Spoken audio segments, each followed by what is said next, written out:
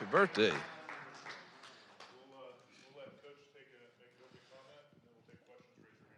Happy birthday, Shelley. Yep, thanks for all you do. Um, Obviously, we'd like to put Saturday night behind us as fast as possible. It was really a dominating performance by LSU in all facets. I mean, they were more physical. They played harder, which is embarrassing and hurtful to say. Um, and there's one thing for a team to have more talent, but I didn't think we showed up with the right energy and drive and competitive spirit, and that lies in my lap, and that's disappointing. And so I mean, it was. I could go through all the truths of the game, but it was really a dominating performance. I think they're a very good football team. I think they've improved defensively in the last 2 weeks. Offensively, they're one of the better ones that I've seen and faced, and quarterbacks playing at extremely high level. So give them a lot of credit, and we've got a lot to learn from that game. Certainly, no time to hang our heads or feel sorry for ourselves, because we got another team that's very much like them coming in. I think this is the third straight week that we'll be facing the top three offenses in the conference in Georgia, LSU, and Ole Miss, and it's going to be a tremendous challenge. I'm thankful that we're at home in Jordan-Hare. We need it to be at its all-time best, and I know it will be. And we'll get ready and excited to play in this challenge, but really good football team coming in.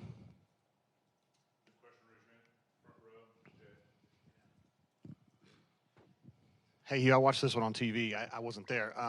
It seemed like in the third and fourth quarter, when things were getting away from you, you looked almost like heartbroken, like crestfallen. And I expected you to be angry and pissed off, and you were like sad almost. Yeah. Is that an accurate representation of what you were thinking at the time? Oh yeah, heck yeah! It'll make you sad when you're not competing like you hoped you would. It's I don't know if anger is the right response that our kids need right now. They need some hard truths that I'll give them today as soon as I meet with them. I miss meeting on Sundays. I really wish we did that, but can't wait to see them today and give them the truths of the game and the truths from what I saw and the truths I've already given the coaches and myself. And it's disappointing for sure not to compete any better than we did. I mean, I wasn't heartbroken. I understand this game. I understand where we are in our program. I understand it's going to take some time to build it. But if you expect me to I certainly wasn't happy. So whether you call it sad, angry, or whatever, I was definitely not happy. And you certainly look at yourself first. I do, and you want to. I don't know. I just want to get it fixed and get us to be competitive like Auburn should be. And I know that there's in this conference things start going against you, particularly on the road. There's some teams that can put it on you pretty good, and that's what happened.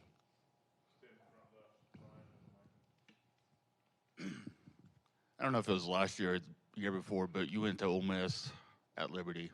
How much did that help with the emotions going into this game after your time at Ole Miss and already playing them? Yeah, that's a great question. I think that it actually helps a lot. Jill and I actually talked about that because that removes the hey, this is your first time playing Ole Miss since your departure from there, and so I think it's very helpful.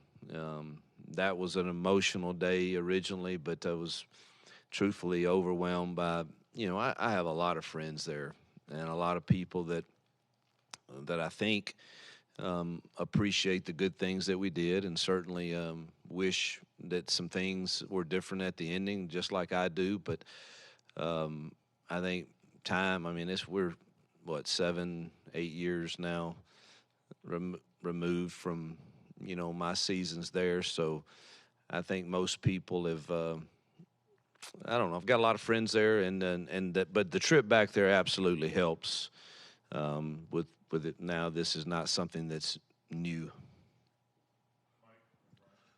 Coach, projecting forward, last year this team was at a crossroads somewhat mid-season, and they generated a lot of excitement to get up for this Texas A&M game, and they won it. What's your message to the team internally this year about what you're playing for the rest of the season? How do you get them up for Ole Miss?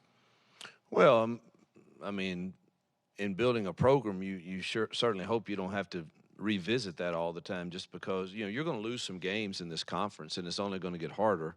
I think we're approaching the NFC, AFC version somehow, some way, and you don't want to have to every time you lose a game have to, well, what are we going to do to finish the year? We're playing to win a game at Jordan-Hare Saturday night and hear the truths of how we can improve to win it, and we should play for each other, and we should serve each other, and we should love each other enough to play. And that's, I think, a greater challenge in today's times than ever before, truthfully.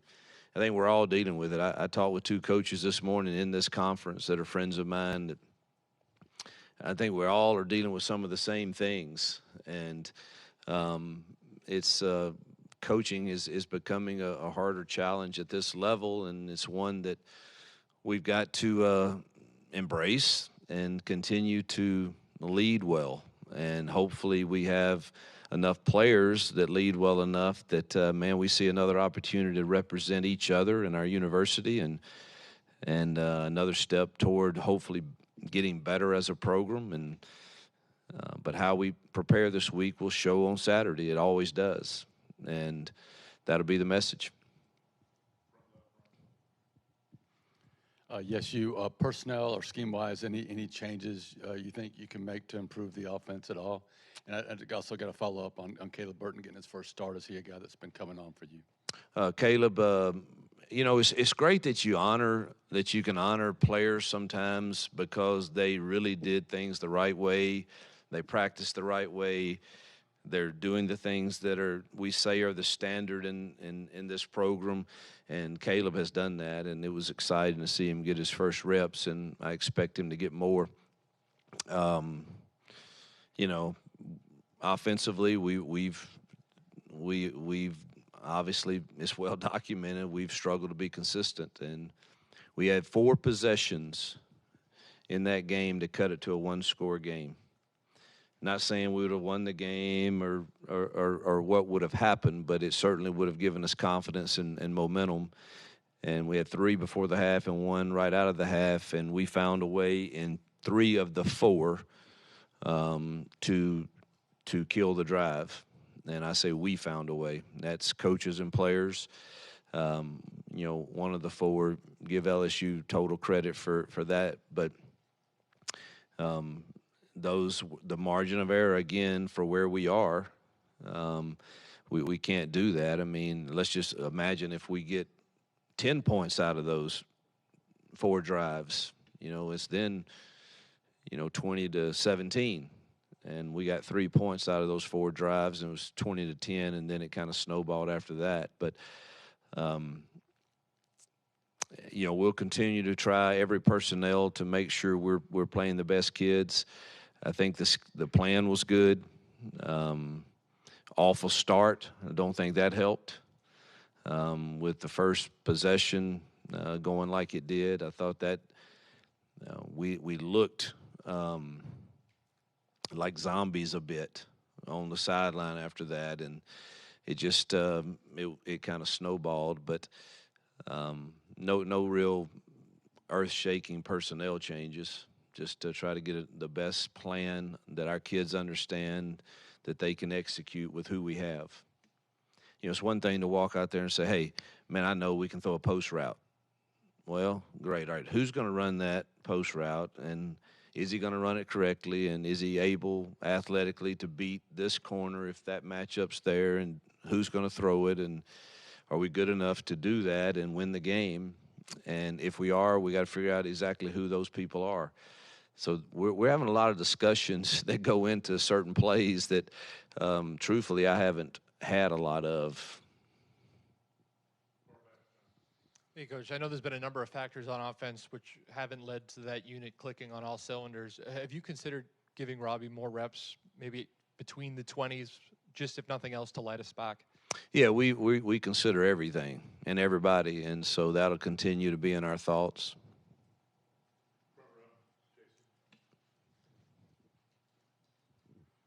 I know playmakers, getting the ball in the hands of your playmaker is the main goal. You mentioned kind of trying to find how hard is it to balance that by not substituting and tipping your hand based on what you're doing, and would, again, go back to tempo, would that help some if you could get some of that going? Y'all know, I mean, my whole history is I probably wouldn't be sitting here today if it wasn't for tempo offense and RPO world. And so it's a very uncomfortable feeling for me to not be in that world. But we are very, very, very thin. And you get in that kind of game with last week LSU, this week with Ole Miss, they want that kind of game. I mean, they thrive in that kind of game. And I just don't know. It's not working right now the other way either. So it's a struggle. You know, if you say, hey, man, let's just go fast with them and see if we can do that, then you're asking Marcus Harris to play 80 snaps a game because, you know, of just depth issues, or not just Marcus, but other defensive linemen, and I'm not sure that's smart either. So it's we're still kind of debating that. What's the right approach? Hugh, you mentioned some of it after the game, the early issues, early on with the pre-snap penalties. Coming out of the bye week, were you surprised maybe with some of the lack of execution in spots? Well, there's just 2 plays, and that's the shocking thing, and it never happened again the whole game. And so that is baffling to me. And don't have an answer, and neither did our kids. I just, I mean, I know it was probably the loudest it was going to get at that moment because you're starting from the student section, and but I mean, for it not to be an issue the rest of the game, but it was 2 out of the first 3 plays is kind of baffling to me, and certainly disappointing. I don't have an answer. I mean, thought they heard a clap, but there was no clap. Coming off the Georgia game, you felt like Peyton had made some progress. Just your evaluation of his game, especially after watching the film from the LSU game. Still again, and when I say these things, it's a combination. I want to be clear. It's not just the quarterback that makes the passing game go. It's the protection, it's the routes, it's the correct routes. And we had some inconsistencies at the quarterback spot on throws. I mean, we almost came back from those 2 mishaps on the first possession. We complete a pass, then we throw another one and Luke Deal is wide open, and we missed the throw. And so there was great protection. The route was good. So there's others where the route may be a little deep and the ball's coming out on the timing that it should. So it's a combination. But the passing game is still inconsistent. From a health standpoint, sorry, is there any chance that Damari could be back this week, and also just is anything new kind of picked up at LSU? Yeah, we just had a staff earlier this morning. It doesn't look good for Damari. Simpson was not 100% for sure Saturday night, but hopefully he'll get better. And then hopefully we'll get good news on Keontae at some point soon, because he makes a huge difference in our leadership. And Austin Keys, I know, got out of his cast and don't think he'll be ready this week, but getting closer.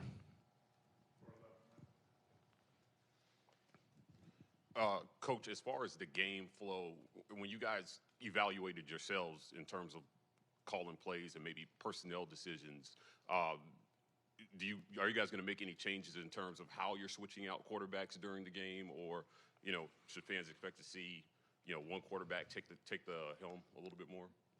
Yeah, I mean, we're up here late last night, obviously, and today, and I really hadn't seen the staff much today because of everything I have to do Monday mornings. But That's still being discussed, but I would expect that you would see both QBs. Coach, post-game, Eugene Asante said that he wants the team to be able to get up for these big games and want to play in these big games. Do you have a issue with the competitive makeup of this team, or is it just a talent issue at this point?